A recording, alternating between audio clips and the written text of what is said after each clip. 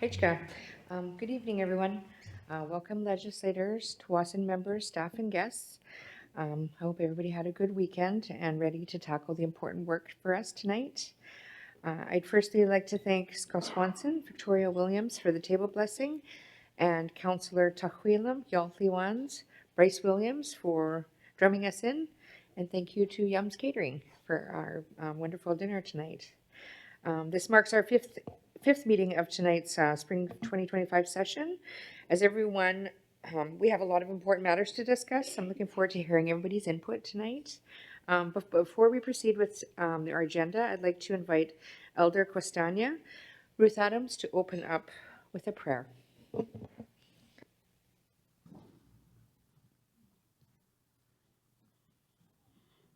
Hello, everyone. In the name of the Father, the Son, Holy Spirit, Amen. Dear Creator, bless this legislative table tonight, and bless all of the legislators sitting here to do all of the hard work for all of the members of Tsawwassen First Nation on and off. Bless all of the staff who put this paperwork together and to guide everyone into it. And most of all, bless all of the new members that have come home and are living at home with their children and being so happy and love being on their mother's land. So thank you, ancestors, for saving this land for all of us to live on, to live together, be happy, work, and love each other forever. I thank you, Creator, for this beautiful day again and this beautiful table with all of these legislators. They do such a good job, Creator. And we bless all of them for doing a job, and bless the chief and executive that have gone to do some work off this land We pray that they will get home safe and sound and that they will have a good time doing their work that they are doing. So thank you, Creator, for this beautiful day, this beautiful table with all of the legislators and that are doing hard work for all of the members, and all of us members really appreciate each and every one of you, and all of the staff who are family, who live with us more than their own families, and who have no judgment or anything. They just have peace and love in their eyes, working with all of the members. So thank you for the good staff and for staying with us as long as you do. So thank you, Creator, for this lovely table for legislator. In the Father, the Son, Holy Spirit, amen. All my relations, all my relations, all my relations, all my relations.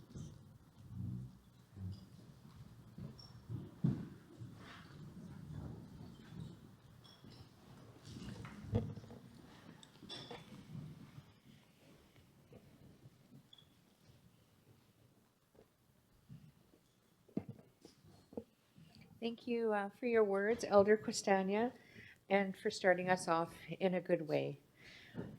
I'd like to extend a warm welcome to our feather runner tonight.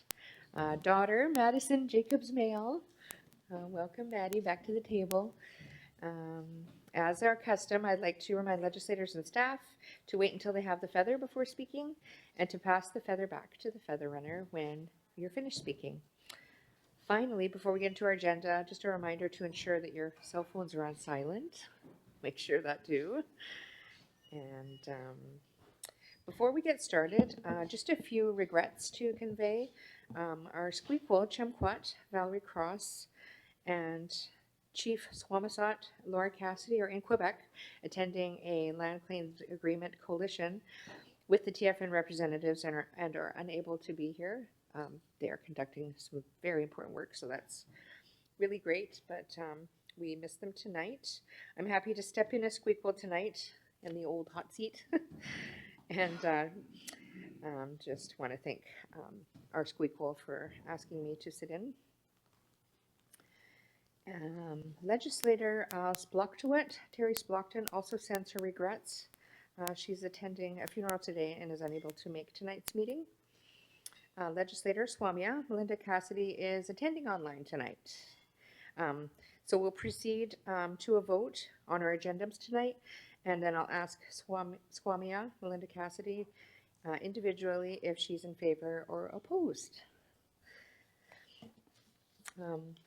I also just wanted to mention and give some condolences to Daryl Splockton and family. Just that we're in our thoughts tonight for what their family is going through.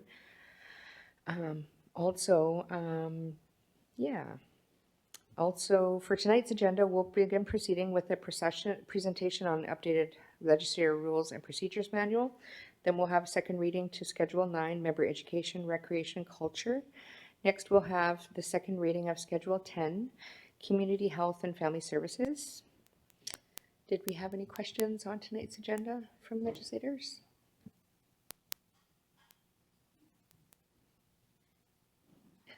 Seeing none, I think we'll now hear the presentation on the updated legislative rules and procedures.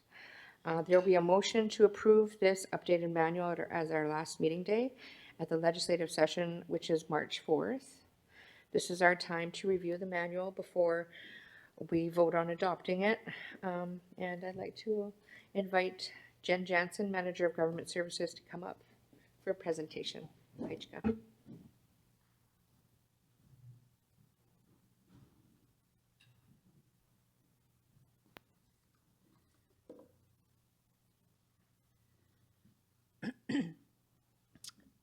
Hajka Squeakquel CM, Hajka Maddie for the feather.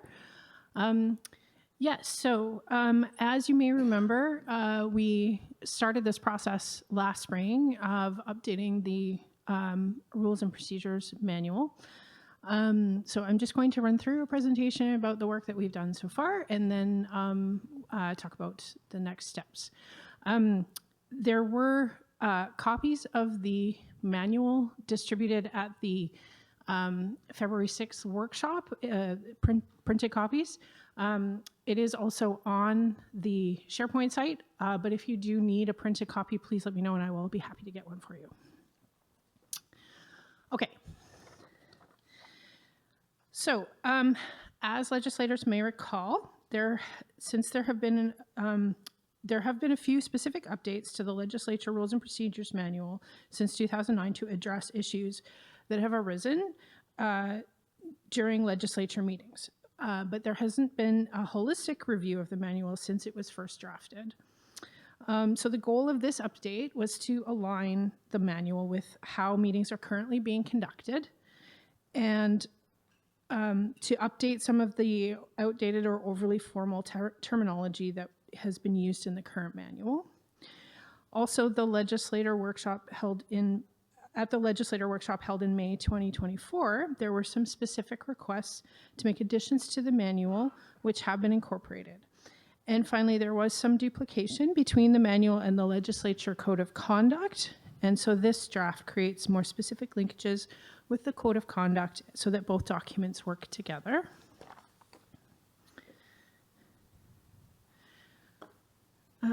So following the workshop in May 2024, staff created an initial draft that was presented to the legislature during the fall 2024 session. And at that session, it was determined that the most productive next step would be to form a subcommittee of the legislature to thoroughly review the new draft manual. The subcommittee met 3 times during December 2024 and January 2025, and working with staff, which included myself and policy analyst Connor Hasegawa, we walked through each section of the new manual. And from those meetings, we've created a final draft that we are presenting tonight. So as mentioned, copies of this draft were distributed at the pre-session workshop on the 6th and has been uploaded to the SharePoint site. So for tonight, I will go through the changes that were discussed by the committee. And at our final meeting next Tuesday, March 4th, the legislators can vote on a motion to adopt the new manual. So just to refresh your memory, the members of the legislative subcommittee include Squeakquel Chemquat, Valerie Cross, Chief Swamisat, Laura Cassidy, Councillor Halka Mattia, Louise Alm, Councillor Taylor Baker, Legislator Kwiakwia, Andrea Jacobs, and Legislator Marianne Adams. And thank you to all of them for their work and their contributions to this project. Okay, so I'll walk through the amendments that were, the further amendments that were discussed at the subcommittee meetings. So the first one was a request to expand the description of the Squeakquel's role. So it was felt that there should be more information in the manual about the role of the Squeakquel in legislature meetings. And so section 5 was updated with additional description of that role. There was a request to add some clarity in the event that a Squeakquel steps down or is removed from office, that the manual should provide clear steps for when and how a vote for a new Squeakquel is triggered. And so in sections 6 sub 6 and 6 sub 8, language was added to clarify that a resignation must be in writing to the chief, that the chief will notify the legislature of the resignation, and that a vote for a new Squeakquel will take place at the next Legislative Assembly meeting. And the chief also has the ability in this new manual to act as Squeakquel if they wish, or to appoint someone to be acting Squeakquel if needed until the vote for a new Squeakquel takes place. There was also a request for what is now section 8.5. So this section is a provision allowing the legislature to call itself into session rather than having executive council call the legislature into session. So in the first draft that was presented in October, there were some updates to this section or to this verbiage to narrow it to situations where there's an emergency meeting. But at the committee, the discussion was that should be broader, and so the language was changed back to what is in the current manual, so that it just says that the legislature has the ability to call itself into session once per year.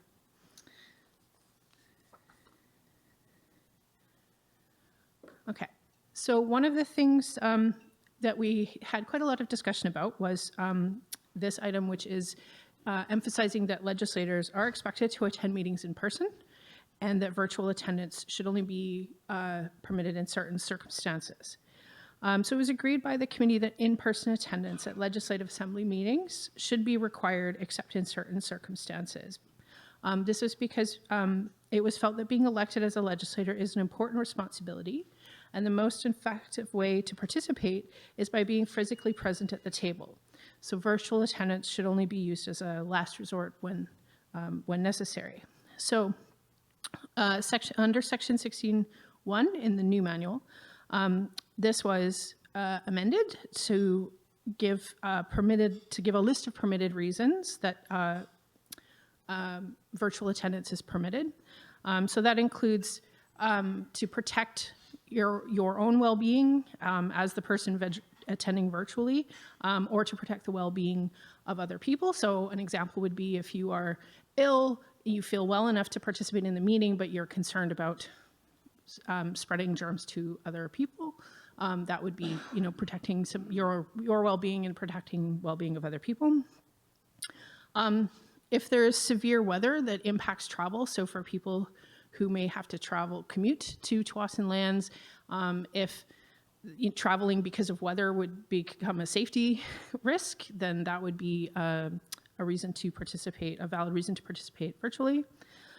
And then also if legislators are away from Tsawwassen Lands and unable to reach Tsawwassen Lands due to being away participating in government business, if they're away because of a family emergency, or if they're away because they're participating in cultural work.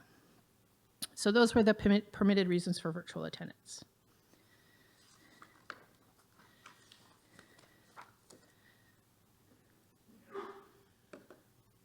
Okay.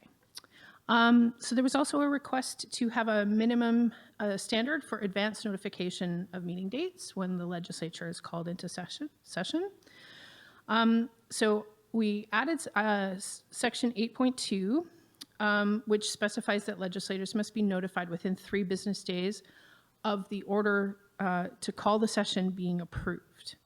So the way that this would work is normally Executive Council meets on a Tuesday, and they would approve the order at their meeting. And then the legislators would have to be informed no later than the Friday of that week that the session has been called and that what the dates are, et cetera. So this is to avoid situations where legislators aren't informed in advance of the rest of the community that the session has been called. And also doing this method by having a maximum number of days from when the order is approved is logistically easier to implement than having a minimum number of days before the meeting. So similar language was added in section 39 for workshops. I think in that case it's 5 days from when the date of the workshop is approved. And then in the event that there's an emergency session called, legislators would be notified within 24 hours of the date of the emergency session being approved. Section 22.2 was added to clarify that the squeak will may call for a meeting break to have an off-the-record discussion with a legislator. If a legislator is engaging in behavior that could result in a formal reprimand, this gives the squeakquel the opportunity to have a private conversation with that legislator and try to find a resolution to the situation prior to issuing a formal reprimand. It gives them a bit of discretion in that scenario.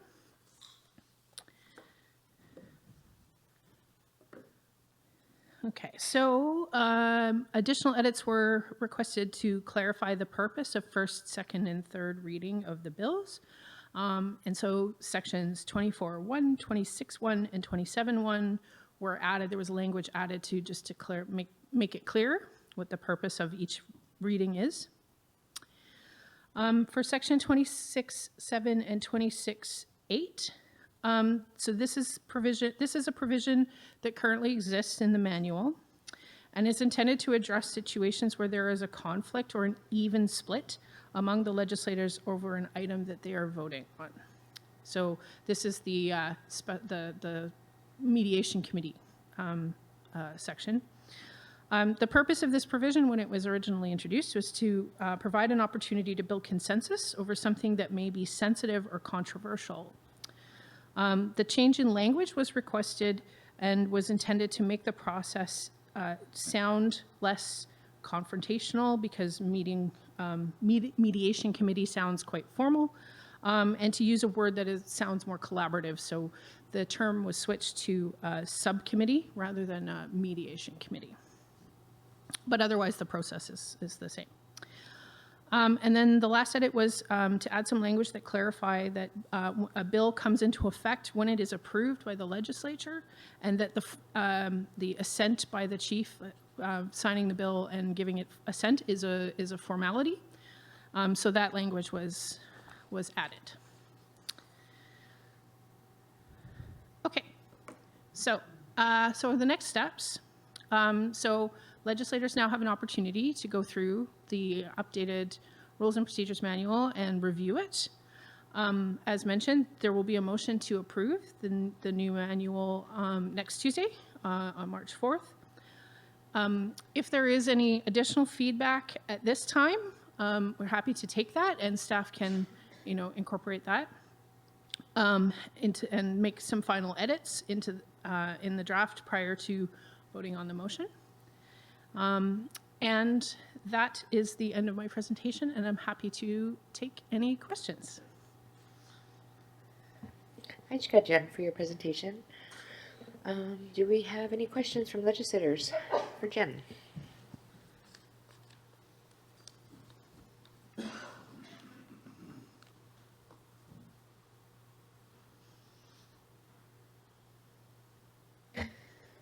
I don't think we've had, I'm trying to recall if we've had very many subcommittees like this, so I thought it was really cool being a part of that committee, and the thought that was put into it, and everybody attending and the staff. So I thought that was kind of cool, and just wanted to share that with legislators. Okay, and yeah, I just thought that was really neat. But we can see that we have legislator Melinda Squamia has her hand up.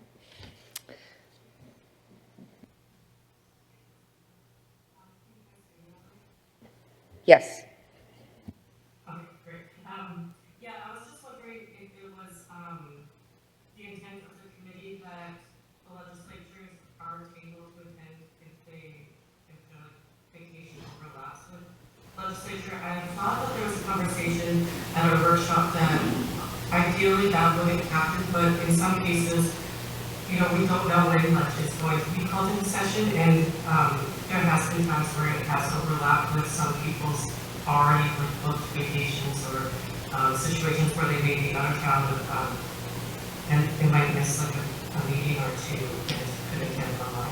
So I just wanted to know if that was the intent, that we would not have that opportunity. Jen? Hajka Squikosiam, Hajka Squamia for the question. So the feedback that was provided at the committee was that the instances where somebody should be permitted to attend virtually should be limited. However, the manual as it's currently written doesn't penalize legislators if they attend virtually for a different reason. So currently, the way that the manual is written, that would probably be at the discretion of the squeakle, but that's if there's a desire to amend the manual further to clarify that, we can certainly take that under advisement and incorporate that if that's something that we want to add. I just wanted to check with Melinda if she had any follow-up.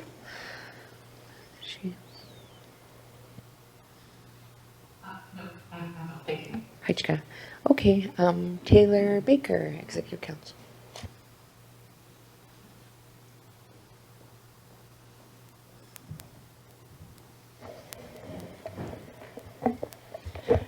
Heichka Maddie, Heichka Squeakle, and Heichka Jen.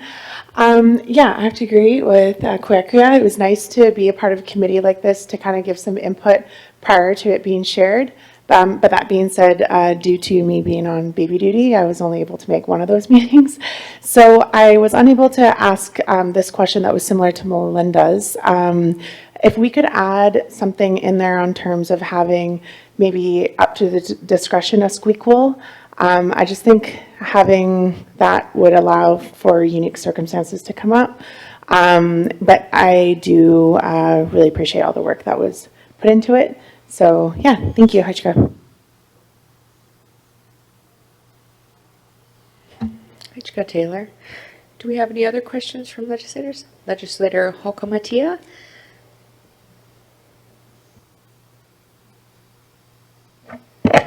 Heitzka Squeako and Heitzka Maddie for the feather. Yeah, even though I was there, I just, other legislators' questions have triggered something that I was kind of wondering. We've had circumstances in the past where they said we didn't have quorum because they only counted the members that were here in person. And I understand that we made special circumstances during the pandemic because we were all online during that time, but not counting those type of circumstances. I'm just wondering if a person attends virtually, then shouldn't they be counted? Because I know I was deeply offended when my attendance wasn't counted as part of honor as being quorum because I was attending virtually because I wasn't feeling well. Heichka.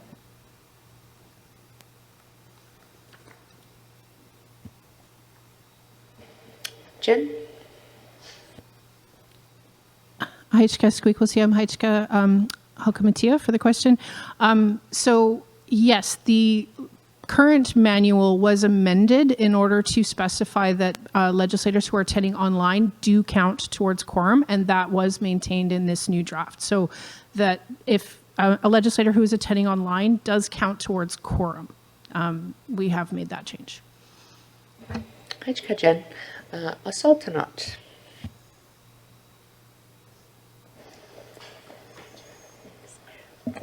Heichka Featherwinter and Squeakle and Jen.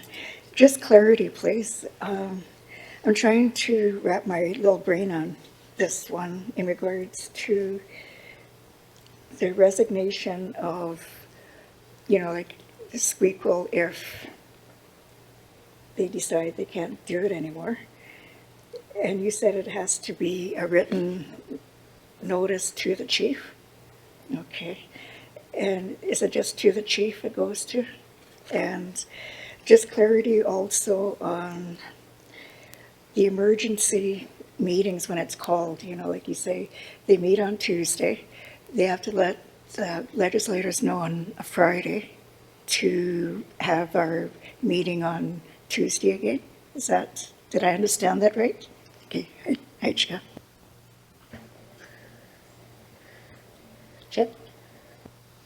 Heichka Squeaklesiam, Heichka Maddie for the feather, Heichka Asaltanat for the question. So for your first question, yes, if a person who is serving as Squeakle wishes to resign, they would forward their resignation in writing to the chief, and then the chief would be responsible for communicating that to the rest of the legislature. The thinking was that people may want to resign for personal reasons that they may not want to share widely, but that might be something that they could share with the chief, and then the chief could communicate as appropriate to the rest of the legislature. So that's how that process would work. So your second question about the process with the notification. So for a regular session of the legislature, normally that is, there's a fair bit of lead time when we know that we're going to be calling a session. And so the process is that the report from staff would go to Executive Council recommending the dates, and along with the order, then Executive Council approves the order to call the legislature into session.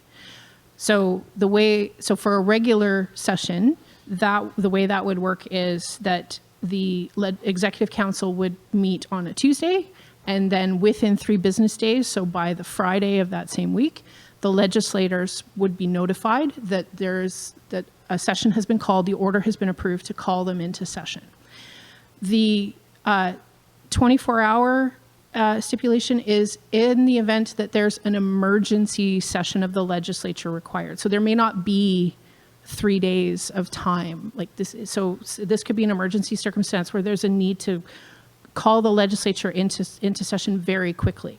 So in those circumstances, the Executive Council would approve the order to call them into an emergency session, and then legislators would be notified within 24 hours of that order being approved. So for a regular session would be 3 days. For an emergency session would be 24 hours. Thank you, Jen. Any more questions? Sultana?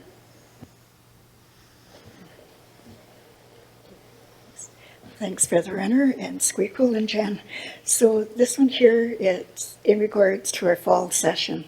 Last year, we had it in October, and I realized it was a special circumstance. So I'm hoping that, that's not going to happen again, that we have our regular fall session in November like we did in the past. Just a comment, Heichka. Thank you, Sultana. Appreciate that. I think that wasn't a special circumstance that needed for budget items, so that makes sense. Heichka, do we have any more questions?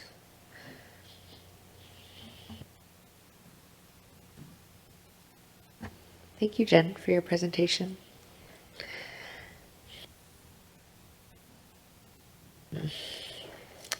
Moving along. My apologies. When we do have a question, I'm realizing since we have legislator Squamia online, maybe if we can have our feather runner, Maddie, if she can stand just behind her seat, right beside Marianne when she's speaking. I was just trying to remember what we did in protocol, so maybe we'll do that next time she has a question. So apologies for that, legislators. And so moving on to Schedule 9, Member Education, Recreation, and Culture of Bill 001, 2025. Second reading. Moving on to our next item, second reading of Education, Recreation, Culture. As a reminder, the second reading is the time for debating the substance and merit of Schedules 9 and 10. It's the time to ask questions. You may have and share your thoughts on the schedule content. Schedule 9 covers several departments, including education, recreation, and language and culture departments. Unfortunately, Crystalline Gurniak, Director of Member Services, is ill tonight and unable to present on Schedules 9 and 10. In her place, I'd like to call on Mark DeBello, Director of Finance and Corporate Services, to present on Schedule 9. Thank you, Mark, for stepping up to the plate.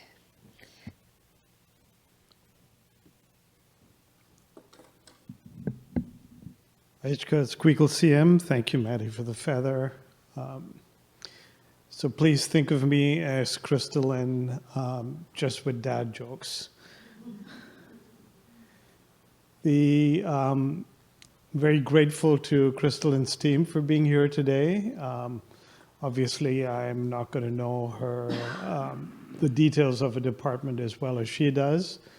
So representing the Education, Recreation, and Culture Department, Jen Connors, Kaylee Meredith, and Seamus Munns should be able to take pretty much any questions you have that I can handle. So thanks, guys.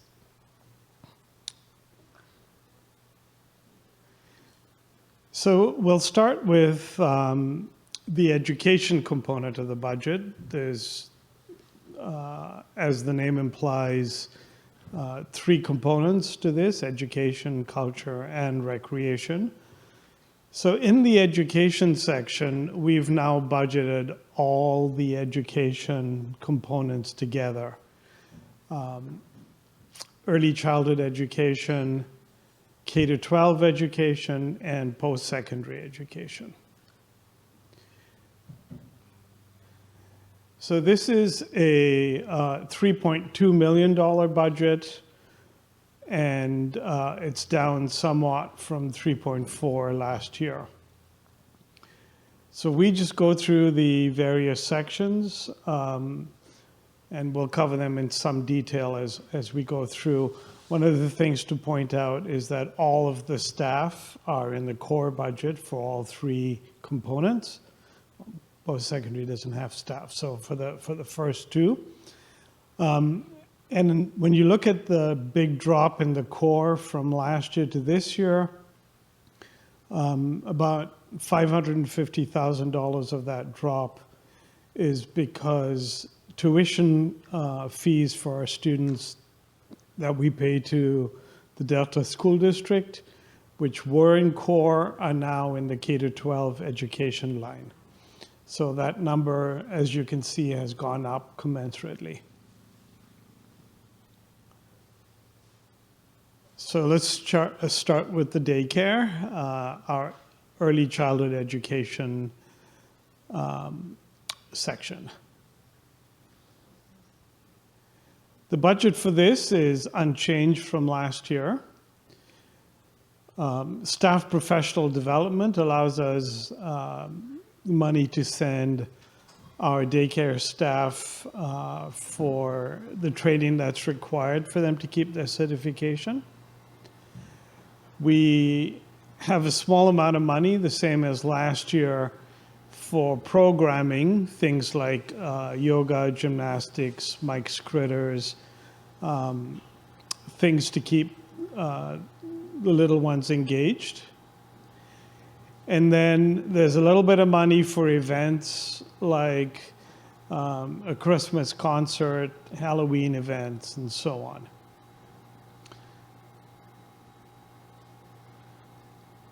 For K-12, the budget, like I said, has gone up, but most of that is because our educational assessments and tuition are now all in the same budget. Previously, the tuition costs were in core. We've got a small increase for our teachers and EAs that we have for the satellite school, very marginal increase. And then we've held our grants at the same levels as we have in the previous year. So these are all the education grants and support for our parents and students, including the grad grant and awards. The one area where the budget has gone up quite significantly is for the graduation ceremony. There's a couple of reasons for this. One is that we're continuing to have really good completion rates and more young people graduating, but also because costs for food have gone up quite considerably in the last few years. And so this better reflects the total costs. The plan is also to increase the budget. Well, the budget is increased. The plan is to do more parent meetings and to offer more training options for parents. There's obviously a way to, more to do to keep parents engaged as their kids process through the K-12 system. On the post-secondary education side, we're maintaining our budget at the level it was last year. In the last couple of years, we've had an increasing number of TFN members access this program. I think we went from 9 2 years ago to 15 last year, and I believe it's 24 this year. So there's tremendous demand. This is one area where we've always said to membership that because education is such a high priority for the community and because post-secondary education is such a great milestone. If we need to find the money, we will find it and come back to EC with whatever the needs are. And this is me speaking now as Mark, not as Crystal Lynn. This is where we will definitely find sources because this is such an important area for TFN. So that's the education side. On to recreation and events. Here we're budgeting all recreation events and events together. So our programs for children and youth that used to be in a separate budget for the youth center are now part of recreation and events. And our budget for elders programming is also considered part of the recreation and events budget. So this is a budget that's gone up by almost $500,000, and again, we'll go through it as we proceed. So on the core side, there's not a lot of change. It's mostly staffing that's all fairly consistent. We've got a little bit more money in for general recreation. I know Crystal Lynn is now calling them the in-betweeners. So, we've put money into children and youth services and money into elders. We're now in the last couple of years starting to put more emphasis on programs for the age group in between. So for general recreation, the in-betweener recreation, we've got a small increase in the overall budget, mostly for general programming. The recreation reimbursement program has been really well received by membership. And as we get more and more members taking advantage of that, we've bumped the budget up by $10,000. There's also a small increase in the snowboarding budget. Costs are going up, but this is also an extremely popular program. And then on the events side, the budget's gone up here again. So we'll start with the member gathering, moving the members gathering from the more traditional location that we've had at the River Rock to a hotel that does not have a casino. Means that the cost of rooms in particular is a bit more expensive. So hotels with casinos are able to subsidize their room rates. So what that's translated into is about $100,000 increase in our expected costs for the year. As always, staff have taken direction. We will look to how successful this is and what membership thinks. The members gathering is a major event for the whole community. And if this is what members prefer to do, then it's money well spent, and we'll try and keep costs in line. But just so that everybody does know, being in a non-casino hotel is more expensive. The Treaty Day budget is down. Last year was our 15th anniversary, and so we doubled the budget and had a pretty big celebration, which I think everybody truly enjoyed. We're back down to more normal levels now, though I suspect that there will be a lot more interest in participating because last year's event was so good. The budget for the community Christmas dinner has gone up slightly. Again, mostly cost-based. And then we've now started to put a regular amount of $50,000 into the budget to upgrade community spaces and to have a little bit of money for other community events that might be needed, so that our hands aren't tied with no budget.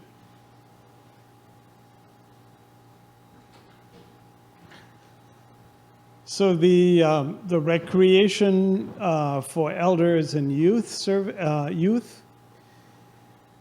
we for the first couple of years after we opened the youth center, we budgeted $250,000 so that programming could get developed. Now that we've been at it for a couple of years, we've been able to fine-tune that number. So we've been able to bring that budget down to what we're spending actually on an ongoing basis, which is around $183,000. Healthy Habits, that program continues with a small increase in the budget. And then there's a new program this year called Impact.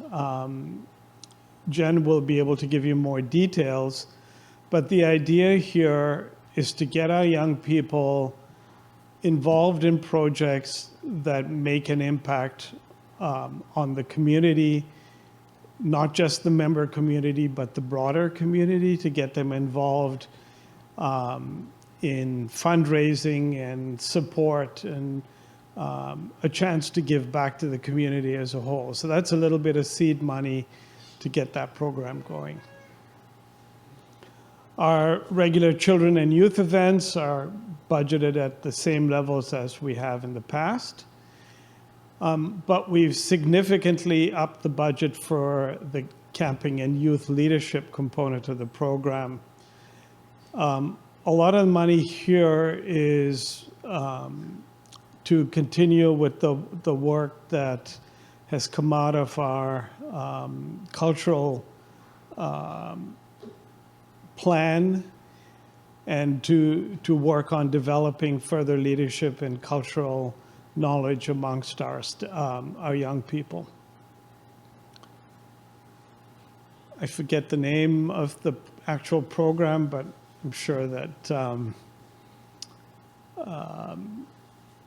Kaylee or Jen will be able to jump on that if you have further questions.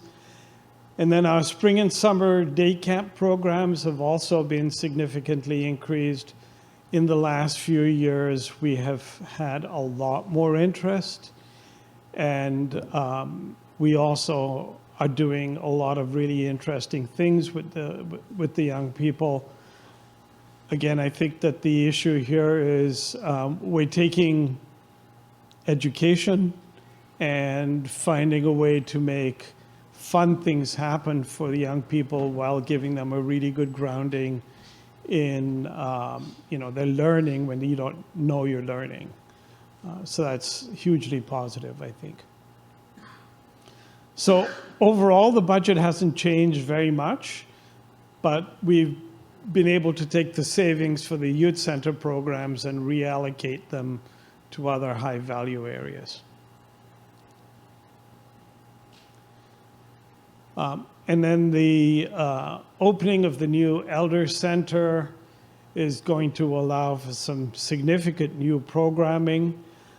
So our respected elders will, we've put an extra $150,000 into the budget so that we can find a bunch of new programs for them, as yet undefined. I think I would just work my way from bottom up in this one. It's easier that way. The lawn maintenance and snow removal budget has been increased from $50,000 to $100,000. We have a more formal program in place now, and elders who have requested snow clearing and lawn maintenance will be able to get that. The Elder Birthday Program is budgeted for slightly more. And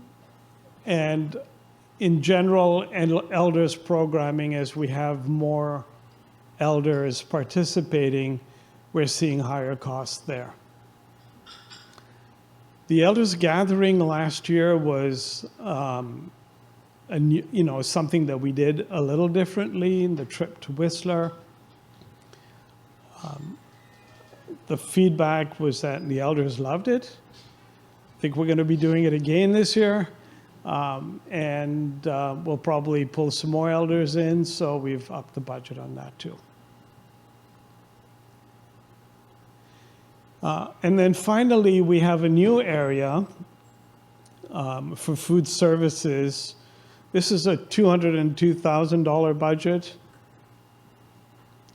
It's not necessarily a new program, because we used to have food costs buried in most of the other programs. We've now pulled them out, and Seamus and his team are focusing on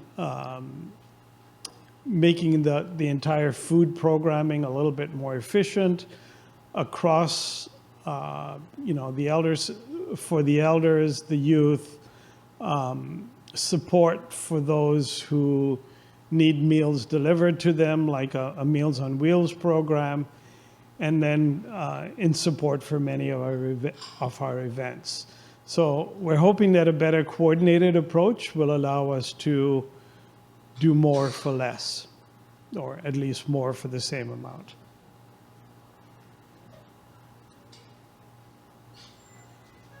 On to the language and culture section. This budget has also seen an increase. So there's a very small increase in the core, and the post-secondary, I'm not sure what the PP stands for, partnership program, thank you, Kaylee. That's the program where we get grant funded, but it's the program that allows us to pay for our staff to become language learners and language ambassadors. So the absolutely fabulous steps that have been taken in the last few years with members learning the language and sharing it with all of us is how this is funded. The budget for the Cultural Hub last year to this year is a small increase. Most of that is to allow for new programming. The IELCC funding is another grant. It's fully funded language and curriculum development. So this is where we are spending the money to develop books for our youth and children that tell the traditional Tsawwassen legends. And it's a way for us also to develop language curriculum that can be used both with the early childhood education program here, but also imparted to the school district in Delta. So it's a really fabulous program, I think, to help cement language development for TFN.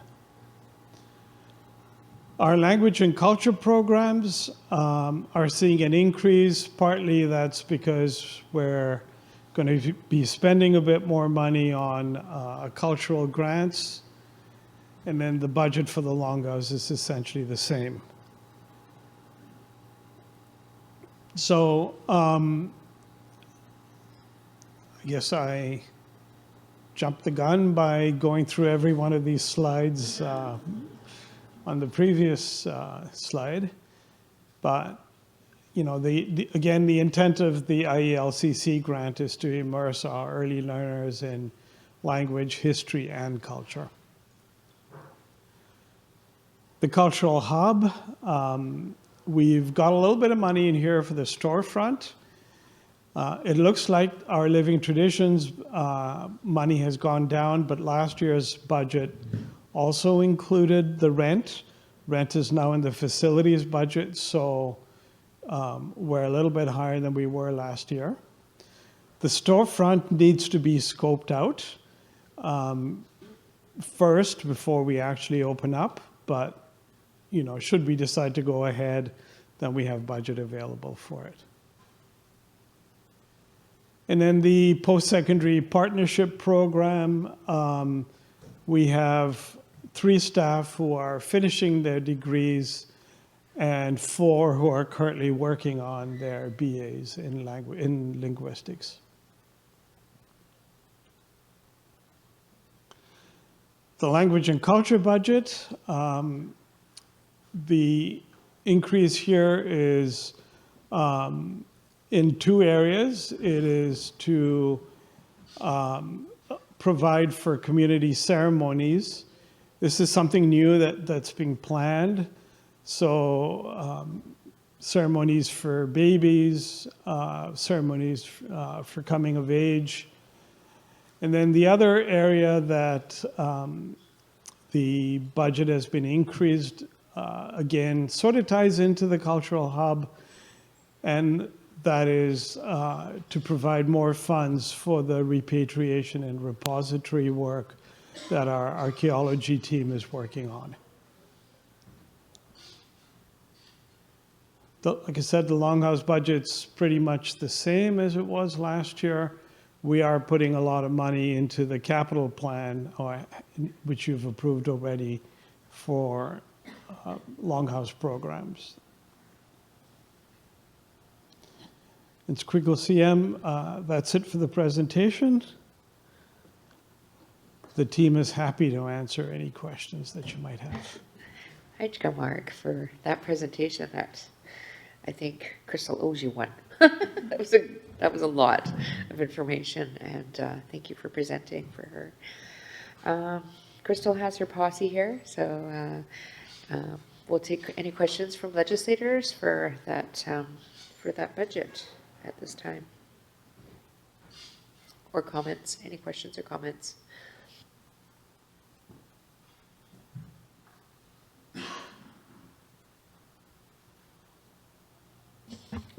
Tehuilam, Yalthi ones. Haichka Swikel CM, Haichka Maddie for the feather, and Haichka Mark for your presentation. Where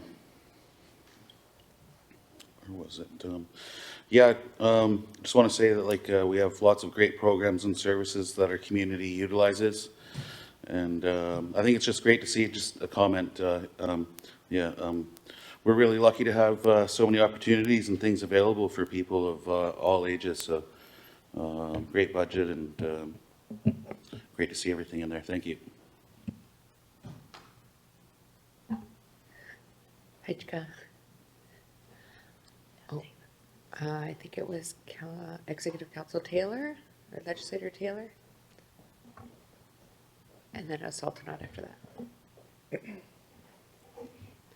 Hajka Maddie and Hajka Mark. Where'd you go? Oh, hi. Thank you for the presentation. I've just had a question about education K to 12. Does the Delta School District provide any offsets for the teachers and EAs that are sent to TFN for the satellite school and other assessments? And I'll just ask that one first. Hajka, thank you.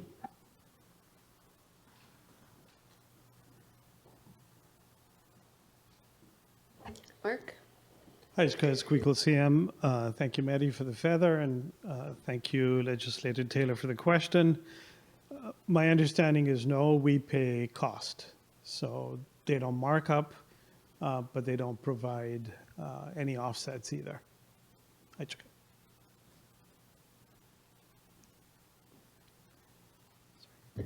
Squeakle CM, if you don't mind, I think Jen might have some more detail. Yes, please. Jen, can you come up to the, yep, Hajka.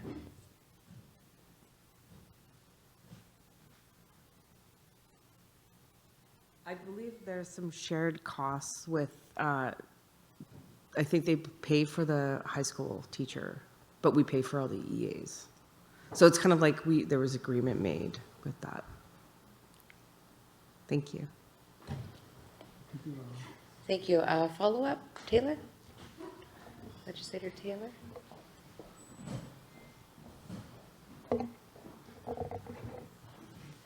Hajka Maddie, Hajka, Jen, and Mark for answering that question. I have a separate question, probably for Seamus, regarding some elder programming.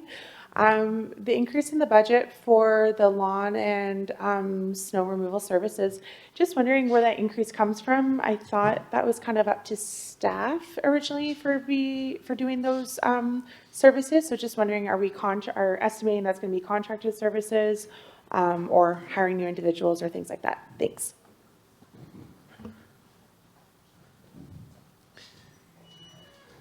Seamus? Hajka Featherrunner, Hajka Squeakquel, and Hajka Councillor Taylor. Yes, so the contracts have been sent out for the snow removal, as I don't think there was capacity within the lands department to facilitate the snow removal process. So that was, there's a contract that the lands department manages, and yeah, this is the first year, so we'll see how it goes and take it from there. Hajka. Hajka, Seamus.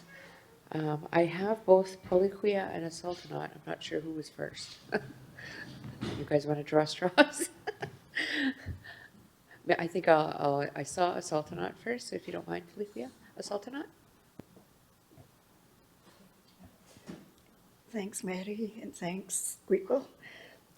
Couple of questions, but I'll just do two for now. So this is for early childhood education. Years ago, the preschool and, well, that department, they brought young ones over here to have lunch with the community, with the elders, and I'm wondering, does that program still happen?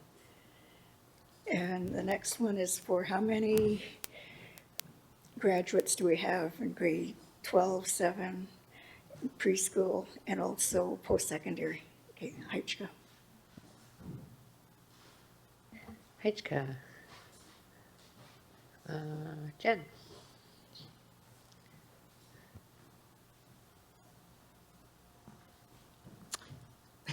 Thank you for the runner. Thank you. Sorry, drawing a blank. What was? I don't know the answer to the second question that you asked, but I can get the numbers for you. I'm sorry. We'll get a Sultanate to ask again. Thank you.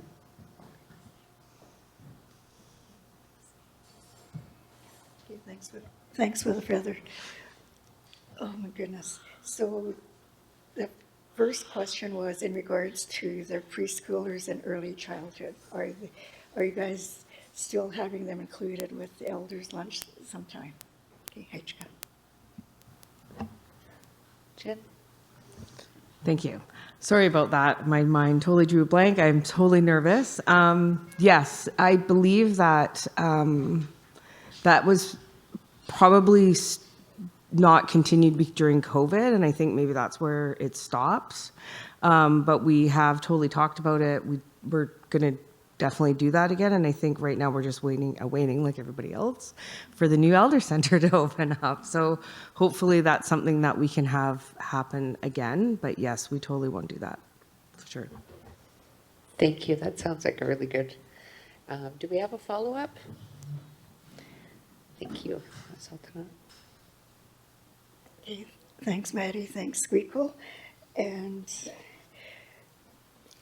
this is in regards to the youth center and having the same type of program.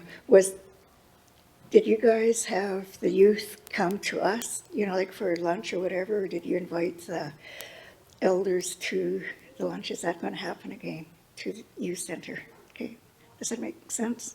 Anyhow. Jen or Seamus?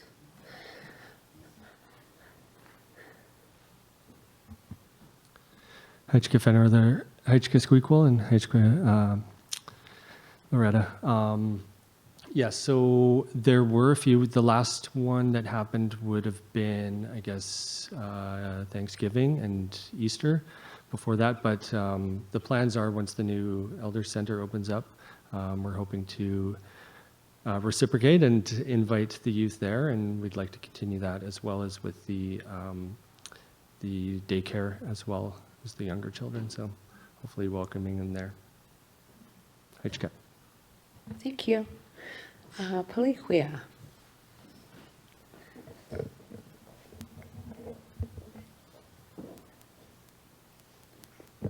Hachka Squeakle Sam, Hachka Maddie for the Feather. Thanks for all the information, Mark. Lots of programs and services in this area. Just had a question about the parents' meeting. The funding has gone up, and I've actually heard this a few times that it's been a while since we've had a parents' meeting, so it'd be nice to see those consistent throughout the year. But could you clarify on what the training options were that fall under that program? And then also for that new program Impact, I'm excited to see that roll out because I think it's really important for our kids to learn about giving back and know that they can step forward without having to get paid for things, you know, and the importance of giving back. So that looks like a really good program. And then just a quick comment about like some of the camping and stuff. I know the surf trip that happened last year was really well received and a lot of kids liked it, as with all the other programs that you guys offer. So just a comment on how well that program was. Hachka. Hajka Palihuia. Jen?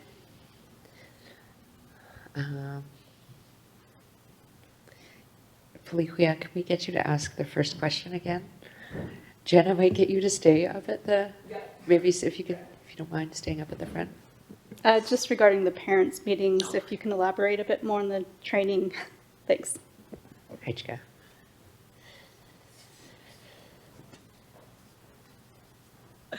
Thank you. Sorry. The parents' meeting. So the plan behind the parents' meeting is what we're hoping for is that we want to have it more focused on, I think the last one we did was around, we brought in like a nutritionist who created a meal with the parents that were there. I believe they made burrito bowls. We really want the parents to drive this. We did a survey at the last family day workshop that we did. And we have another workshop this Saturday at the youth center for the family day. We didn't get to do it in February. We're doing it in March. But the idea behind that is to gather ideas from the parents and to just do like sort of mini workshops around things that interest you. So the focus for this Saturday is going to be all around, we're doing like a full day on internet safety because we think that is a big topic for everybody. Thank you.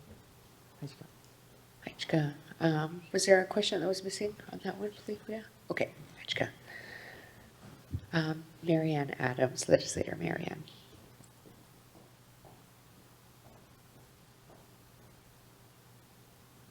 Hajka Squeakle Sam and Hajka Maddie for the Feather. My question's regarding education services in the core for the school bus transportation. I noticed that they're for monthly cash flow that we're also paying in the summer months for July and August. So I'm wondering if the school bus transportation is being used during those months, maybe for youth center programs.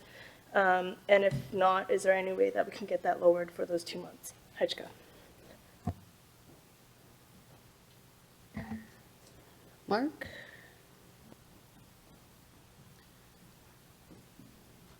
Hajka Squeakle CM. Thank you, Mary, for the feather. Thank you, Legislator Marianne, for the question.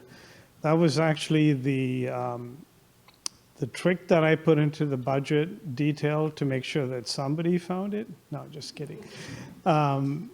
We actually only pay them for the school year, but the formulas are set up to just divide everything by 12, so my apologies.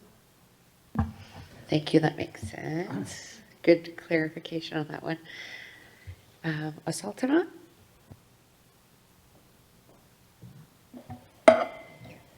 Thanks, Maddie, and thanks, Squeakle. This is in regards to, oh, lost my question. Okay, let's go to the events. You know, like in regards to the new people coming in, we welcome them. They are members historically. But is there a way to have them meet the rest of the community? Because I found that there are times when they don't know who we are. They do not know who the elders are. And, you know, like just different things, you know, like, so if people organizing the members gathering could figure out a way to be respectful to the new ones and for the regular folks here, I think that would be really great. And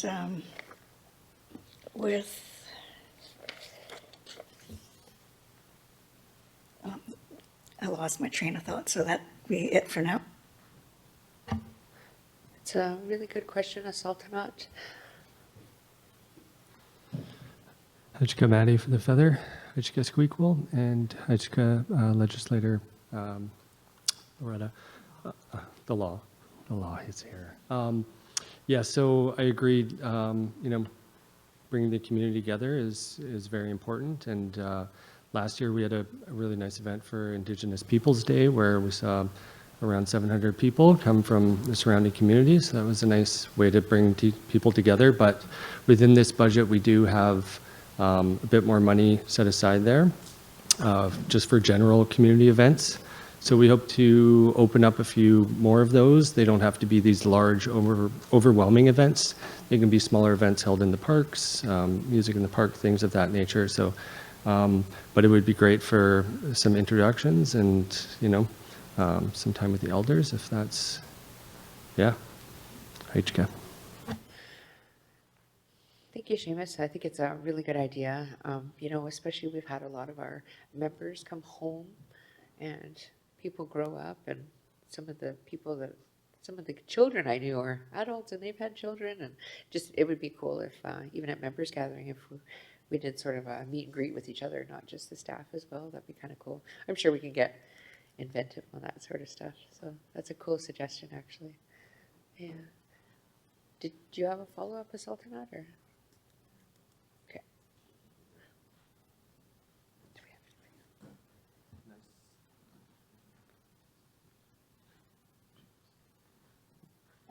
Seamus, did you have anything? No? Just to follow up to that, at the members gathering, we will, on the Friday night, there will be more of a casual meet and greet for just members, and we'll have some entertainment and things planned there. So, yes.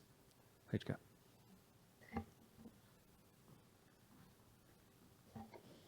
Questions?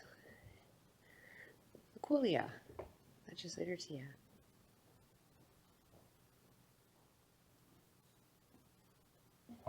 Hajka Squeakle, Hajka Maddie for the Feather. I believe this would be a Mark question. Please remind me, when was the last time the student living allowance was raised? And how is it determined? Because I know after speaking to some folks in the community, a lot of people have turned down educational opportunities because it's difficult to survive as sometimes a single person or a person with dependents. So if it's, I don't know how or when it's possible to raise the living allowance, but I know it should really help a lot of different people. Life is not cheap these days, so it is it's something that we could definitely look at. Hajka plus the Feather. Hajka Laquila for that. Mark?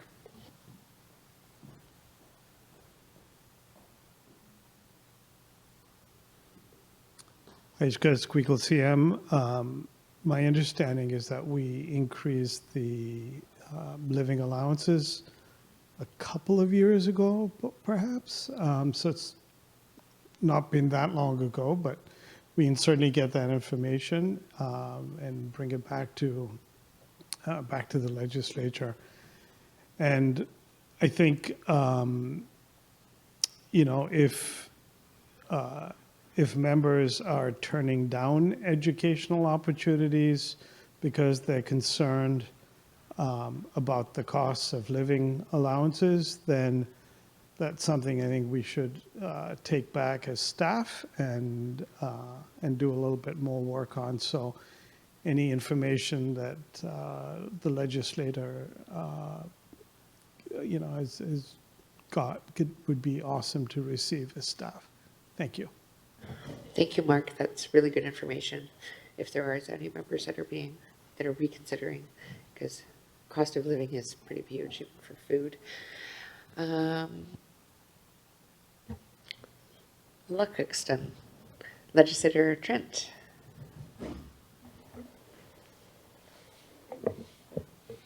Thank you, Maddie, for the feather, and thank you, Squeakle. It's more of a comment. It's the elders program and the recreational has been a lot better this last year with more events and everything else. And I always get a lot of positive reaction from different elders and people that are attending the recreational, for instance, like the golf program they started. I've attended, in which I look at as real beneficial, is me being an older person, but I'm golfing with some of the youth and the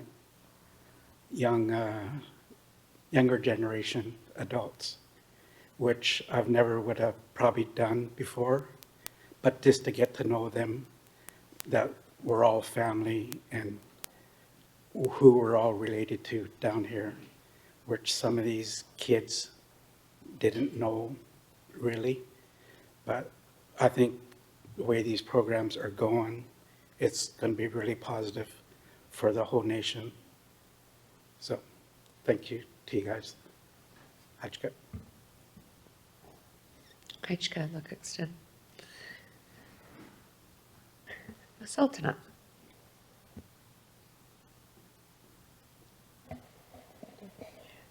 Hachka for the feather. Going back to the graduation, you know, like we have, I'm not sure how many preschoolers we have going into the next level.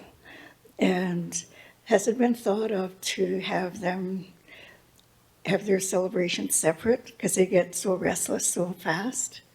And that's just a question. And in regards to the youth center, I heard somebody last week make a comment that doesn't feel like a youth center because it's open to other programming and everything else. And so is there policies in regards to who could use the youth center? And I guess the same thing will be going for the new elder center. There's going to be policies of who could actually use it. Okay, that's good enough for now. Hachka.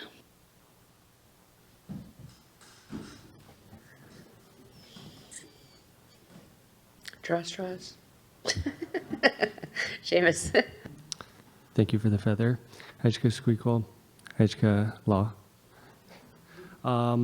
So as we are working towards opening the Elder Center, we are working on policy on kind of access to that. First and foremost, it is an Elder Center. It's not a public building, so that will be very restricted on the happenings within there. We had some brief meetings with elders and had some great discussions, and it looks like the policy will be kind of built out as we start to operate within the facility. But yeah, we will make sure it feels like an elder center. And as for the youth center, it has been a place of activity for some elders programming, some adult programming, as well as workshops and other forms of education. I'm not sure the actual policy behind the access of the youth center. But as it is a very busy place, I know one of the main things there is any of the activities that come in that aren't youth center based can't disrupt the regular scheduled youth programming, but it's something we can look into. Heichka. Heichka, Seamus. Do we have any more questions from legislators?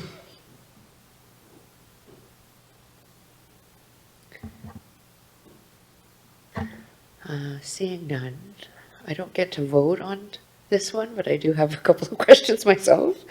I have a question around the cultural grants. I saw that in one of the advisory considerations, there was a suggestion to increase the memorials because I think it's only $4,000 and then $1,000 per picture after that. So there was a suggestion to increase that budget. Do we know if there's any consideration on that, or is that going back to Executive Council?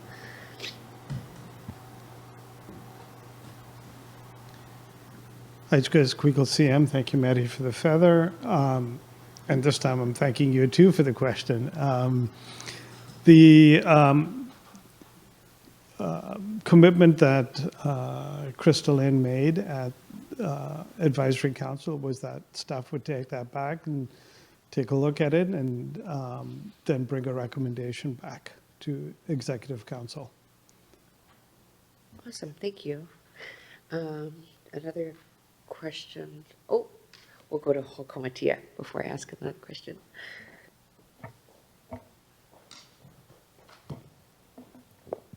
Heichka Squeakle Siam, and it's not a question, but just a follow-up to a previous question about increase in post-secondary. We just, being on council, I knew that we had just increased it recently, and we did in May. This past May, we increased the post-secondary amounts. Heichka. Heichka Hokomatia. Asaltana?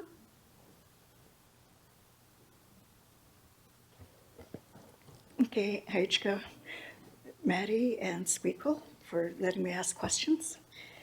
This is the culture department. So it says you're going to do more new programming. Can you explain that? And also, when are we going to get another tour of the hub? Well, we'll call it the cultural center, not the hub. I missed it the last time whenever you guys did that. And yeah, I think it would be nice if we could have a little mini tour of the site again. And I'm not a language person, but people ask me, how do I say the stop sign? And how do I say this? And I said, I don't know, we'll have to get the cultural language people to come in to teach us. So I'm wondering if that could be happening in the future. Okay, Heichka. Heichka Sultanat. Keely? Thank you.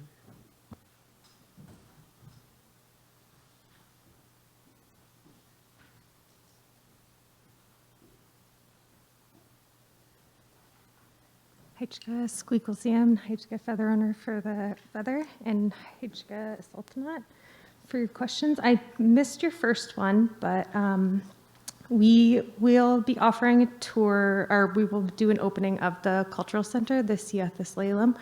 Once we get settled and unpacked, we're still kind of in the midst of organizing right now. We had a lot of items up in the storage area up here that we're still kind of trying to find a space for in our new spot, but you're welcome to stop by if you want, and we can let you in and just give you a quick little tour if you'd like. As for the stop sign, we can create QR codes for that as well. It's Anuch is how you would say it, Anuch. But yeah, we'll create QR codes for this. How fun would that be if we could just have a little session right now? Did you want to ask the first one again, Sultanat? Heichka. Thank you for being patient with me. And, I know our language is hard, you know, because if we haven't been brought up with it. So any help would be very appreciated. And this isn't still with that culture. You know, like we got ceremonies planned for the baby and the coming of age. So are we going to have the baby ceremony this year? You know, because it's on our thing here. But I think that's really important to acknowledge the newborns, because we have acknowledged people that have retired, graduated and what have you. So, and I know the Squamish Nation, they're doing theirs next month, you know, just to recognize the babies born in 2024. Okay, and I think that's it for me. Haichka. Haichka Sultanat. Keely?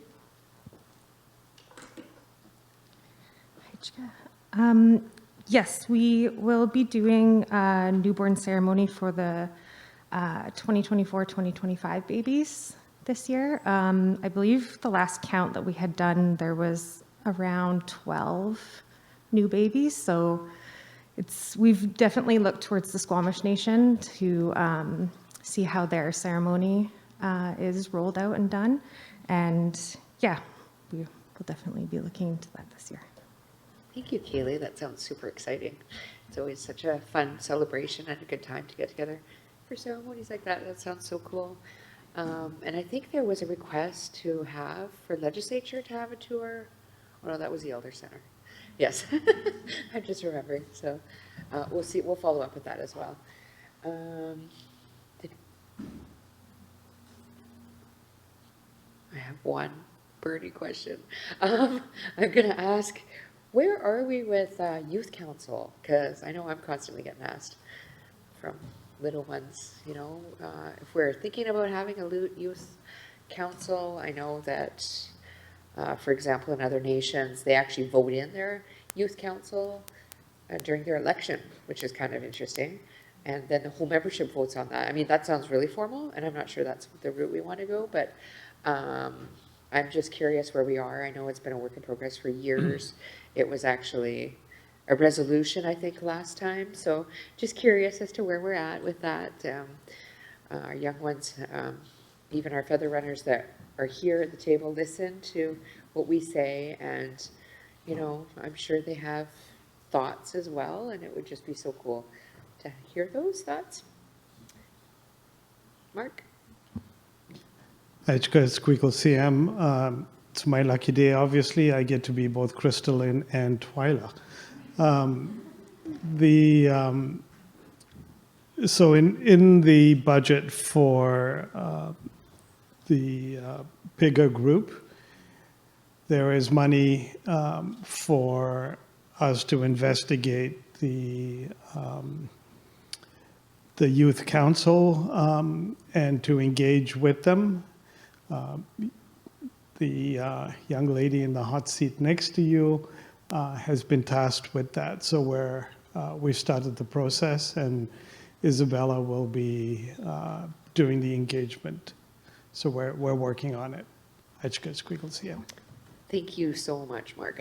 That is really good news, and I know it's in the back of all of our minds. It's so exciting to hear that and lift up our young ones as well. So thank you for that. Thank you, all of legislators, for all of your questions. I think we have a video, and then we'll move to the motion, if that works. Jen.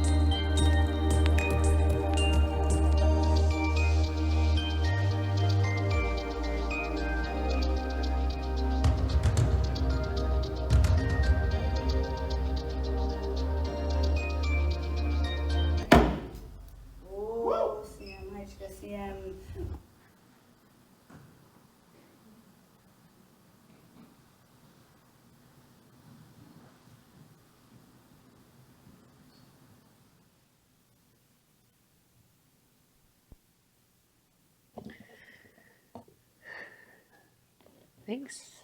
Thank you, guys. That was awesome. I know we all love the videos, and to see the little ones is just so cool. Thanks for your contributions, legislators, and to staff for answering those. I know it was a first for some of you, so you guys did awesome. Thank you so much.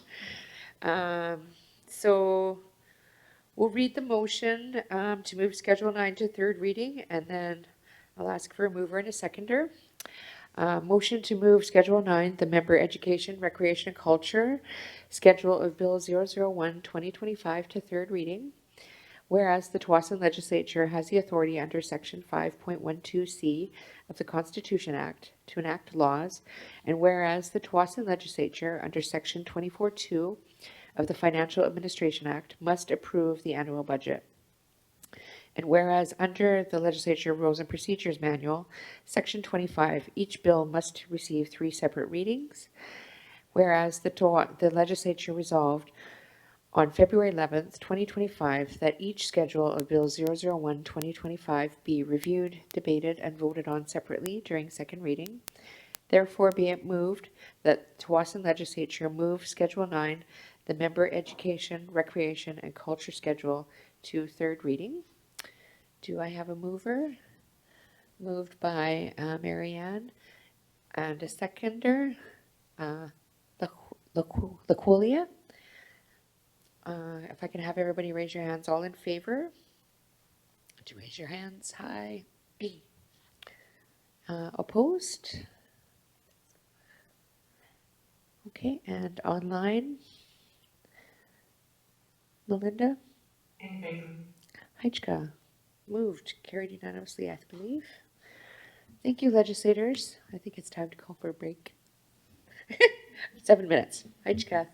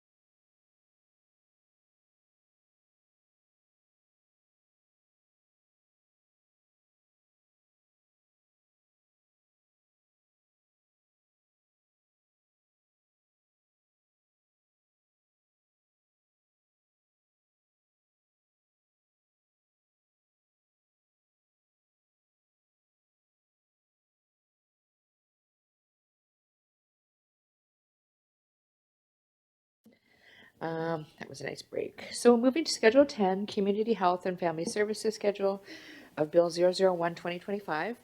I would like to once again invite Mark DeMello, Director of Finance and Corporate Services, to present on Schedule 10.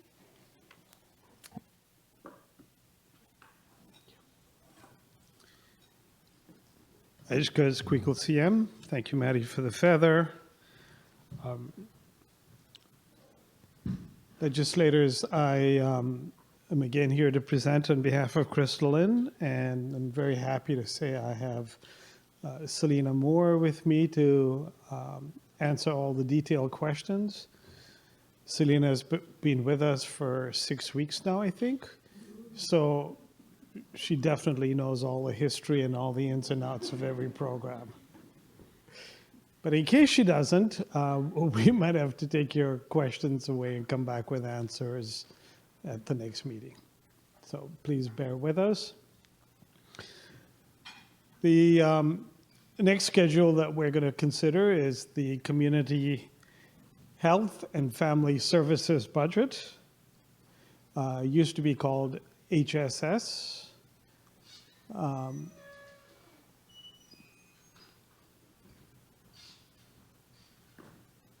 There we go.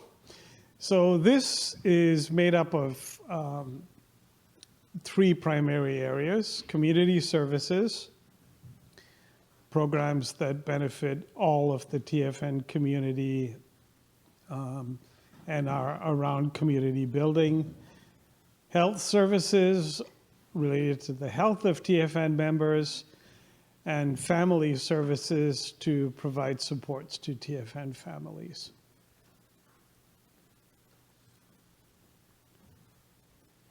So the community services budget, this is a new budget this year, but just by looking at the comparators, we've brought most of the programs that are in here from various other departments. So the core is all the staff. It's down because we had some very broad-based estimates in previously for positions, and now we have actual salaries. The membership records budget used to be in government member government services, Schedule 7. We've now pulled it into here.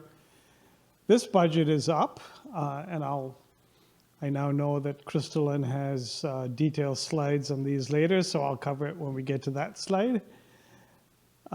Community support services are up. So this budget really will focus on the core. There is a new manager of community and health services, that's Selena, and 2 new staff who are functioning jointly as community services coordinators, Natasha Slade and your Squeakle, Andrea Jacobs. Andrea will be focusing on navigating members through the various programs and services, while Natasha will be focusing primarily on the community pantry. And Marianne, in her capacity as a staff member, not as a legislator, is the member records administrator. So on the membership records side, we have bumped the budget up in almost every area. Very small dollars for Indian Registry Services and supporting the enrollment committee. There's a lot more money being provided for maintaining and managing enrollment records. The idea is to be able to provide, get updated on the records. It's been a while since we've been able to get at them. And so there's a bit of focus on this for the coming year. On the community support side, there's really two programs in here. One is the community program, the community pantry, which is formerly, not formally, formerly called the Food Bank. So this program is now based out of the church. The budget for it has gone from $50,000 to $105,000. I think it's a wonderful thing that TFN is able to provide support to so many families. It's also, I think, a bit of an indictment of how costs have gone up so much that we have working members whose families need to access the community pantry. So, you know, we're continuing to give good support, and between the funds that are provided here and food that is made available from Silisalam, the community farm, we're able to provide a pretty comprehensive set of supports to our members that need it. The second item is a new program. In 2024, we hadn't budgeted for it, but the Delta School District came up with some money as a pilot project, and it's to provide meals for students, lunches and things like that. We're not sure whether that program is going to be continued by Delta next year. If it is, then the school district would provide us with offsetting grant revenues, and we've got the expenditure money in the budget.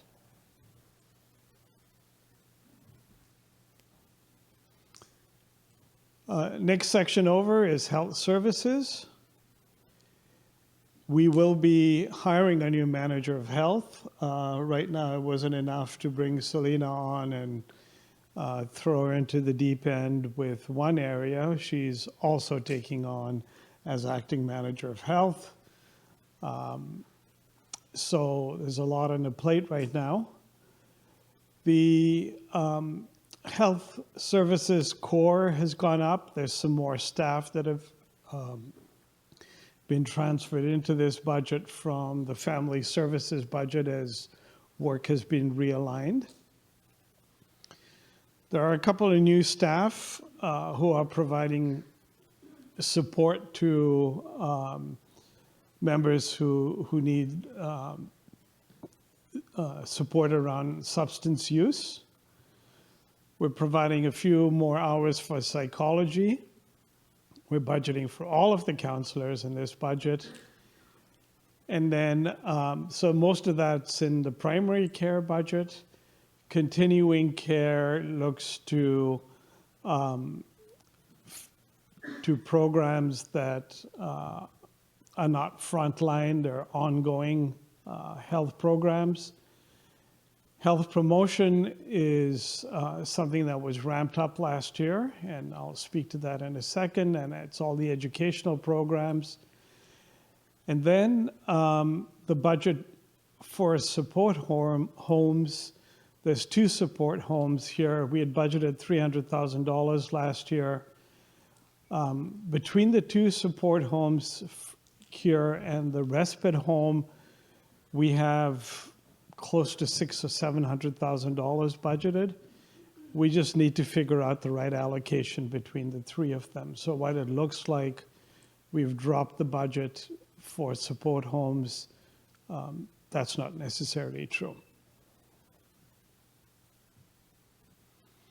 So primary care, we are putting more money into treatment for mental wellness and substance abuse and helping people get off. I think we've got the most number of members looking for support and participating in these programs that we ever had, so it's been highly, highly successful.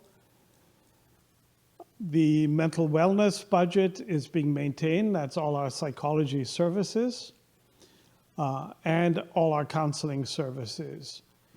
In the last couple of years, we have moved to a model where members, regardless of where they live, have been able to access counseling services and psychology services. So that has been a great assistance.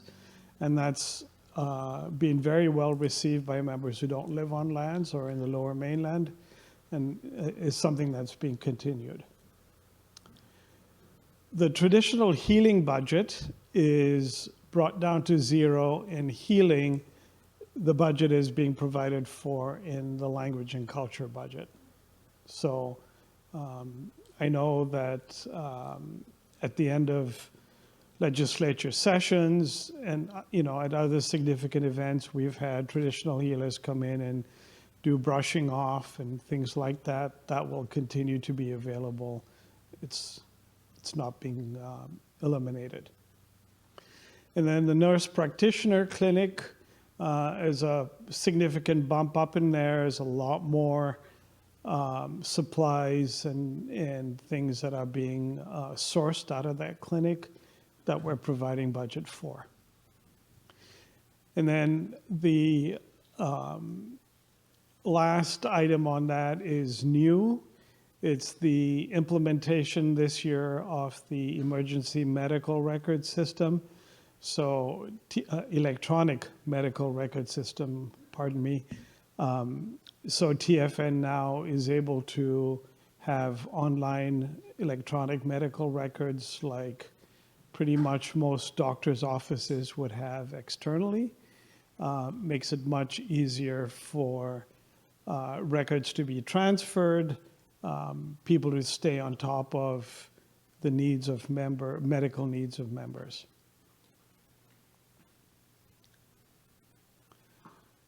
The continuing care budget is up marginally. So pretty much everything here is being maintained at the same level. But what is funded out of here is community nursing. So having a nurse in community, home care assistance for those who would qualify for home and community care through Fraser Health, adult respite coverage, so being able to provide families with assistance when their adult family members need respite care, paramedical support for children and youth, and we have an auxiliary medical support program to assist for others, equipment or treatment services that might not be covered by health insurance. Again, these are all being maintained at the levels we've had in previous years. The health promotion budget is also being maintained. Last year, we really ramped up the health fair. We're going to continue to bring in more educational workshops to continue work on health, nutrition, and basic programs for the entire community. And then the support homes. So there's, we now have a women's support home and a men's support home. Like I said, last year we'd budgeted $300,000 kind of in bulk, not knowing specifically where the money was going to go. What we found from the child respite home, which you'll see in the family services budget, is that the cost to operate a home full-time is extremely expensive. And with a small community, it's challenging because you might have a facility operated with full staffing 24 hours a day, and there might be only one person in the facility to benefit, so the costs tend to be pretty high.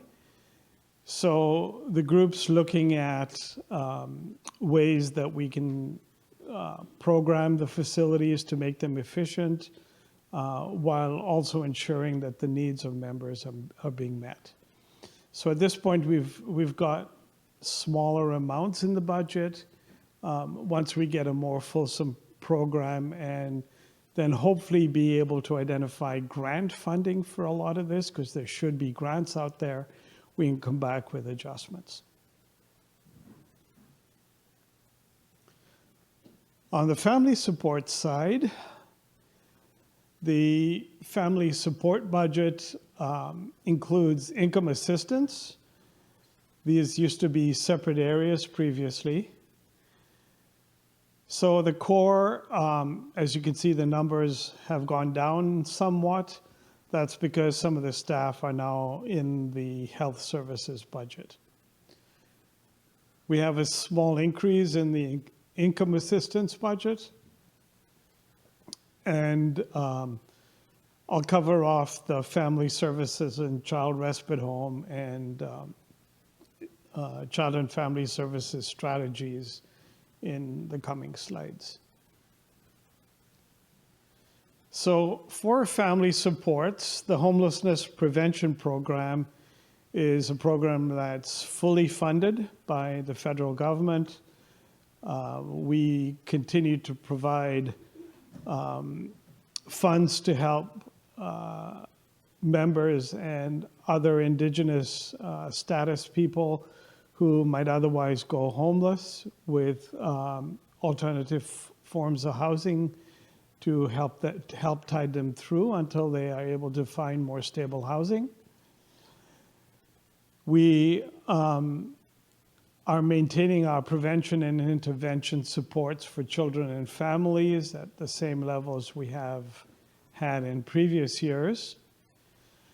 And we're putting in a fair bit more money to provide supports for at-risk youth. I'm not sure what the specific programs are here. We may have to take that away if you have questions on it, because I don't know if Selena has the answers or not. But we can certainly come back to you with that. The emergency assistance funding is a fund that's put away, and it's available for members who have an emergency. That money is being maintained at the same level as previously. Looks like Crystalline texted me an answer to the question that hasn't been asked yet. So I'll move on and we'll come back to it when I have a second to actually read her text and put my glasses on. So Squeakle Sam, that is it for the presentation. Heichka, we'd be happy to answer any questions. Thank you, Mark, for presenting. We'll open the floor to legislators for questions.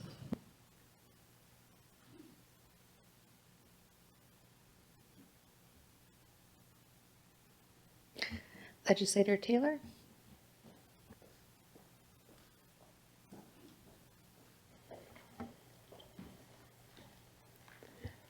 Hi, Chika Maddie and hi, Chika Mark. I just have a question about the increase in the Justice Diversion Program, and just maybe if Mark or a manager could elaborate on the program itself and just the increase in it. Thank you. Mark?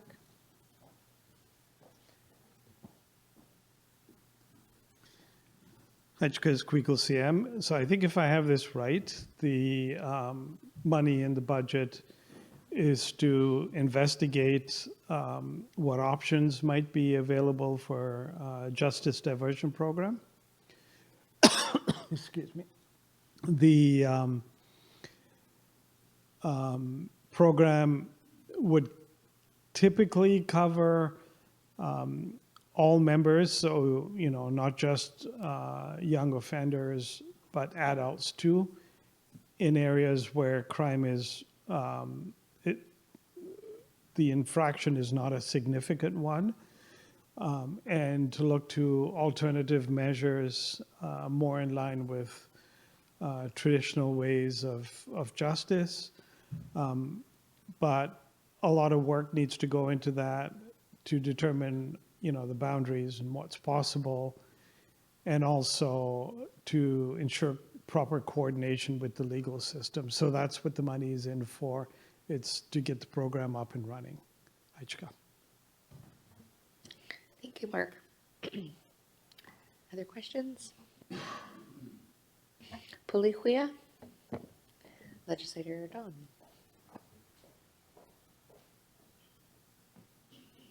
Heichka Squeakle Heichka Maddie for the feather. Just more of a comment.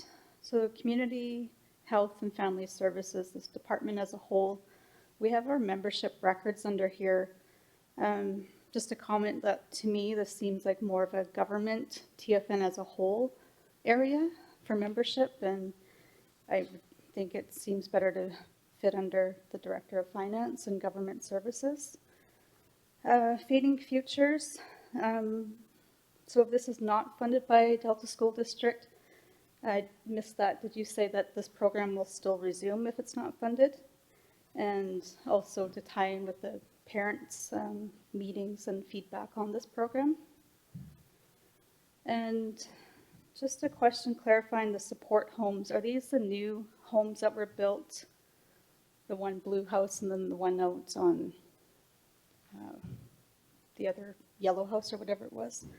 And if so, like $100,000 to develop the programs.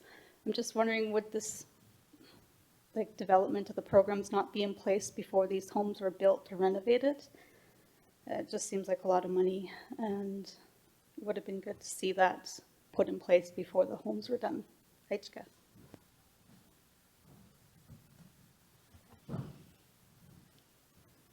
Looks like we have Mark and Seamus coming up, I think. So, Aichka Squeakle CM, I can take some of them and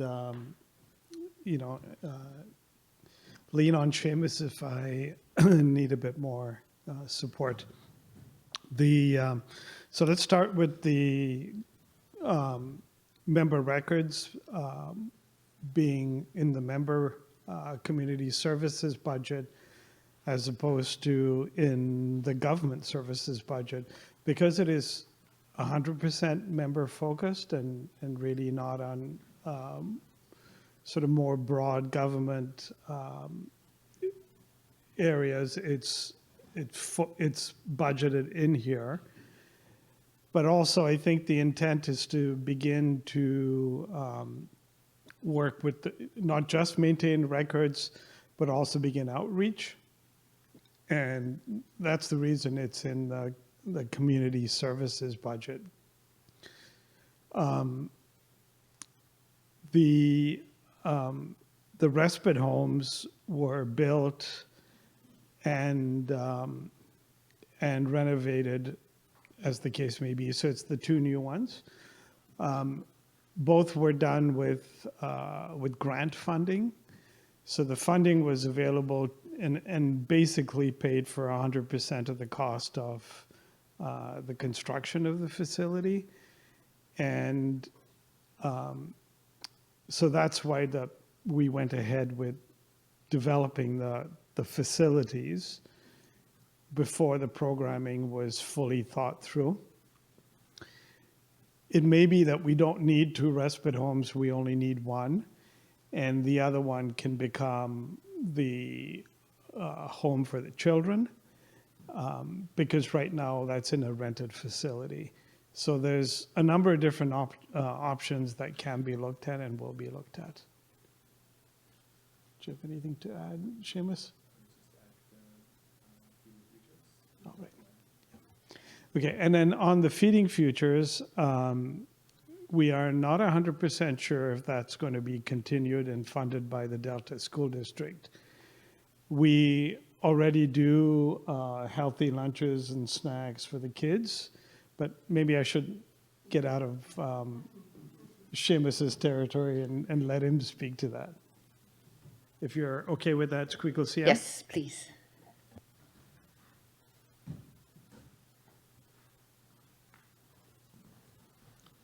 Aichka Squeakle, Aichka for the feather, and Aichka for the question, Legislator Williams.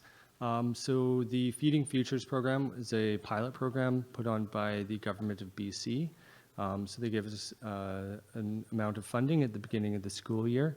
And we've gone through a few transitions here, and we're at the point where we're doing a bit of kind of not so much an audit, just kind of getting feedback from families. It's evolving as it's happening, so we're trying to stay within kind of our ability to operate, and you know, it's a great start. And once we get feedback to the government of BC, their hope is it will be a province-wide initiative for all classrooms, but we were chosen as someone to participate in the pilot project. So we hope it'll continue in some capacity. HCAP. Thank you, Seamus. Did you have a follow-up, Palikuya? Okay, follow-up.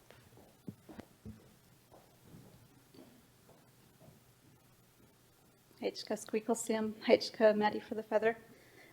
Yeah, just to follow up on the support homes, because they're, you know, new and fully built, it'd be a shame to see them sit for so long. So to figure out those programs sooner than later would be nice. And if we are putting money into a rental unit, it would be nice to utilize one of those spaces to save money on the rental. Just a comment. Thanks. HK Palikuya. Sultanat.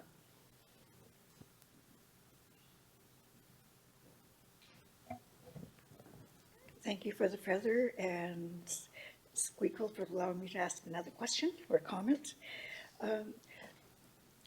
This is a comment in regards to the Tsawwassen government. We are so lucky that it's all about food with us. You know, like we have different programs and, you know, like our budgets are quite high, but food is really important. And I know I appreciate the food that I do get. And that's my positive comment. Okay, so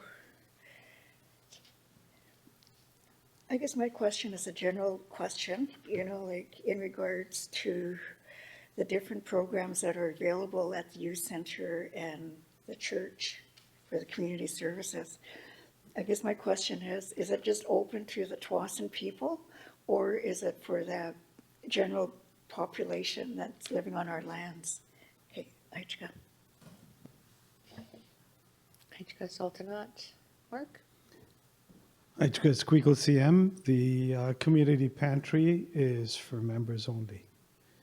And programs at the youth center, I believe, are at this point open to members only, though there are some recreational programs like yoga in the park, which are open to the community more broadly. When recreation programs, and that's a different schedule now, Legislator Sultanat that we've just passed already, but if there are recreational programs that will be made available to the leasehold community, then those will be made available for a fee. Thank you, Mark. Any more questions? Marianne, did I see it? Or no? Okay. Laqulia. HK.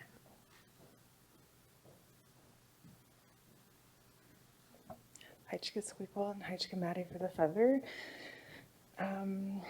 It's wonderful to see so much of this programming, and with the primary care, looking at the nurse practitioner clinic and from our budget workshop, understanding that, you know, given our current healthcare system and the strain throughout the country that people are feeling, it's nice to see a big bump in the budget for the clinic. And I know it's not really possible, or it is difficult to try and get more doctors or nurses, but there's a clear need for it just in our community alone, like with how many people have been using the clinic within the last year. And I know from personal experience, it was incredibly difficult to get a doctor in the city. All of my usual methods of accessing healthcare were completely gone, and I was at my limit. I couldn't access any healthcare, and it was TFN that saved me at the end of the day when I needed it. So I guess just a comment, great to see that.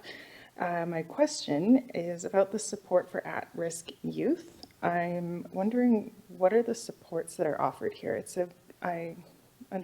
looks like it would be a great item to have, but I'm just wondering what that entails. I think that's it for now, thanks.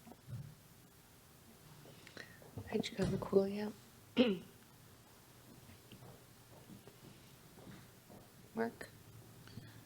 Hejka Maddie for the Feather, Hejka Squiggle CM. Legislator Koalia, I think we might have to take this one away because it's totally outside my wheelhouse. So, yeah. And I think Selena's got it noted. Perfect, thank you. Hejka. Okay.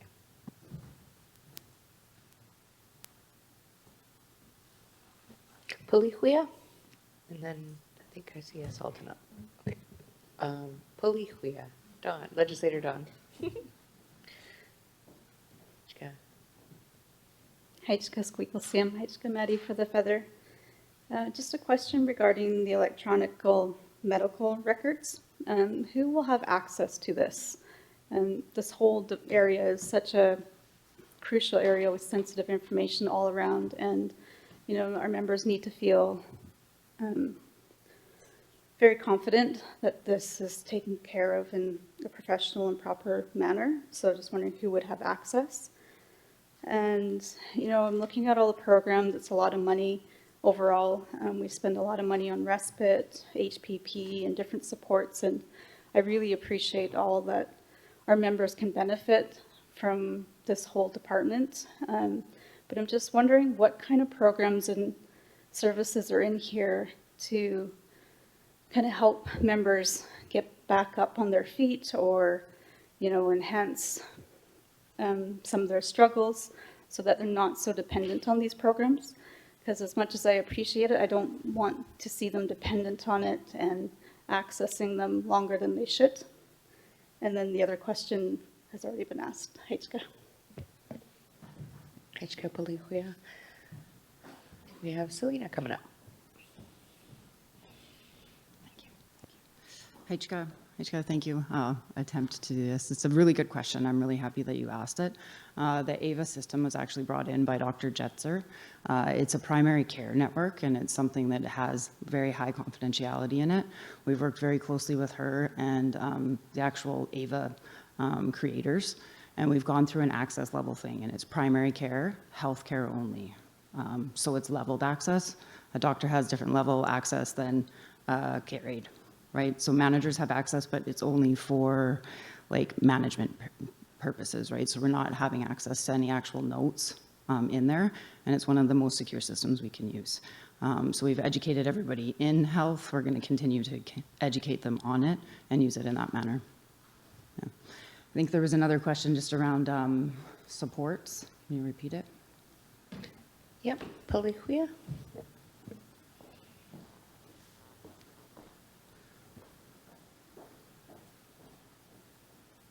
Hejka Squeakle Sam, Hejka Maddie.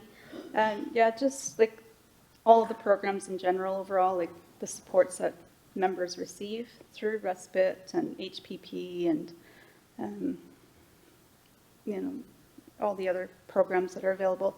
But what kind of programs are available for members, to get them back on their feet and not be dependent on these programs and lift them up and succeed? And I just don't want to see them dependent on this. Selena? Hejka for repeating. I agree. It's a bit of a reactive approach sometimes rather than a proactive approach. I do know that Crystalline and Terry and myself take it very seriously, and we talk about it constantly. It's part of looking at the scope of the programs. It's part of auditing them, part of seeing are they being used, going out into community, asking the communities what they need, where they need to be met at, and what the need in the community is, and then working from there. It's really the community telling us what they need and how they want to move forward. But it's definitely on our minds about creating systems that will help uplift the community and help support them.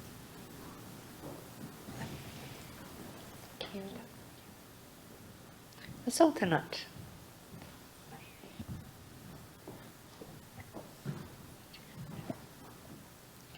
Thanks, Maddie. Thanks, Squeakle. This is for Selena. And the question is, who do we talk to get our questions clarified? I guess for reimbursement for medical procedures that we had to pay up in front, and then being told that we don't qualify because it's a cosmetic surgery. So I'm just wondering who we talk to. Okay, Aichka.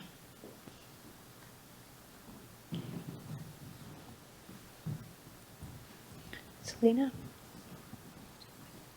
Heichka. That would be me.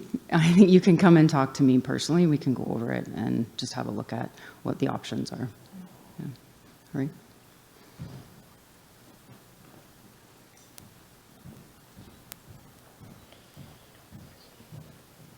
Do we have any more questions?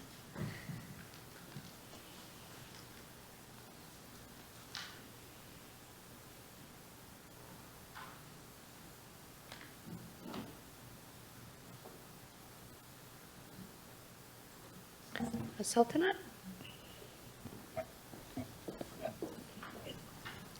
Aichka, this is just a follow-up from Mark's presentation. He mentions grant funding. So my question to Mark is, do we have a staff member that their specialty is looking for grant funding? Okay, Aichka.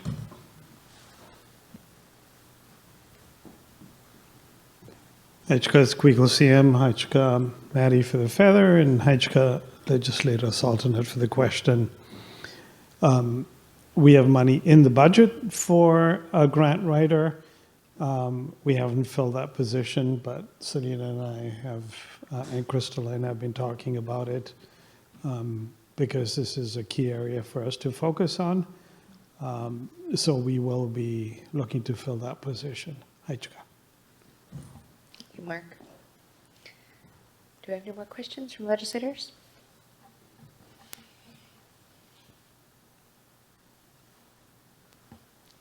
I had somebody ask me a question, so I'll ask it. Can members access treatment programs in the U.S.? America? If nobody knows, then maybe we can bring that one back. If we can. Yeah. Okay. And then the number of, I can't remember the last time that a notice was sent out on the counselors. How many counselors we have? I wonder if Selena can take a stab at it. I know. Yeah. Thank you. Heichka, for the question, I can answer the previous one too as well. Yes, they can access them. It's just assessed on a needs basis. So, bring it in, we'll talk about it. And then the counselors, yes, I am currently just reassessing, going over contracts and making sure that we have the right people in the right positions, and we'll get that notice out. We're having a team meeting tomorrow to discuss all of those things, so you should have something soon. Cool, thank you. Last questions for legislators.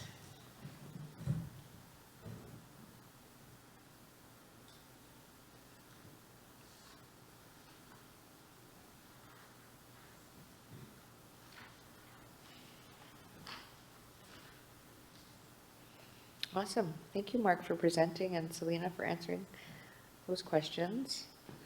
I think we can read the motion to move Schedule 10, the Community Health and Family Services Schedule of Bill 001-2025 to third reading. Whereas the Tsawwassen Legislature has the authority under Section 5.12C of the Constitution Act to enact Tsawwassen laws, whereas the Tsawwassen Legislature under Section 24.2 of the Financial Administration Act must approve the annual budget. Whereas under the Legislature Rules and Procedures Manual, Section 25, each bill must receive 3 separate readings. Whereas the Legislature resolved on February 11th that each schedule of Bill 001-2025 be reviewed, debated, and voted on separately during second reading. Therefore, be it moved that the Tsawwassen Legislature move Schedule 10, the Community Health and Family Services Schedule, to third reading. Do I have a mover? Moved by Tahuilam Yaliwans, and a seconder? Seconded by Hokomatia. All in favor?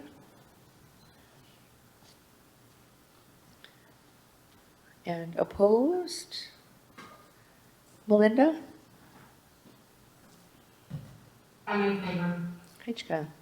Carried unanimously. Thank you, legislators. Motion's been carried. Thank you. Mark, thank you all staff who have been here. It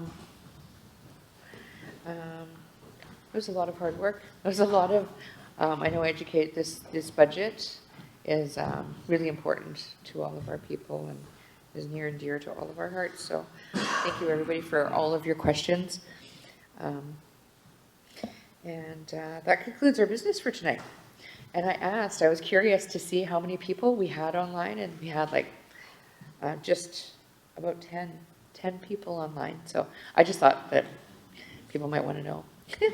It's kind of cool that we have people that are listening to the important work that's happening here, even though they're not here in person. And I'd like to say a final reminder to legislators that the date to introduce legislators' resolutions will be at our next meeting on Thursday, February 27th. So if anybody is planning on any resolutions, maybe to get to staff tomorrow so that they can make it available for anybody if you need any assistance, or just so that we can be prepared for Thursday. Also just wanted to mention Longhouse Strip and Sweep on March 2nd. Tables will be at 4 at Tsawwassen Smokehouse, and 1 work to follow. And thank you again to Elder Juestania, Ruth Adams for opening prayer, and Scott Swanson, Victoria Williams for the table blessing, and Councillor Tahuilam Yaliwans, Bryce Williams for drumming, and daughter Madison Jacobs Mayall for being our feather runner, Yums Catering for our delicious meal, and to the elders and our advisory council who comes all the time. Thank you. My hands go up to you for attending. Members, staff, and guests for attending tonight. Also just wanted to say that Anti-Bullying Day is tomorrow, and there's beautiful shirts designed by Scott Swanson, Victoria Williams, that the culture department has been handing out, so I'm not sure. I must be tomorrow. Anyways, I think there'll be shirts available for anybody who comes. And just wanted to thank Isabella for sitting in the hot seat and supporting me tonight. And I want to thank you all for allowing me to be your Squeakquel tonight. And just a reminder, there'll be a procession. So, Heichka everybody.